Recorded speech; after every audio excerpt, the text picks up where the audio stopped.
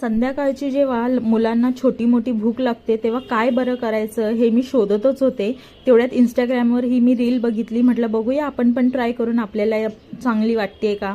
तर इथे लसणीच्या पाकळ्या ज्या आहेत छान अशा बारीक करून घेतल्या मी. त्यात बटर टाकलेलं आहे, सॉल्टेड बटर आहे, त्याला छान मिक्स करायचं आहे. आणि इथे शिमला मिरची बारीक कापून घेतली आहे.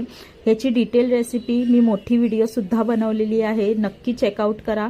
अगदी जबरदस्त बनते ही रेसिपी. मला तर खूप आवडली आणि माझ्या मुलांनाही खूप आवडली ही रेसिपी. तर जे बटर आपण बनवलं होतं त्याला आपण छान ब्रेडवर पसरवायचं आहे, कट करायचं आहे ब्रेडला.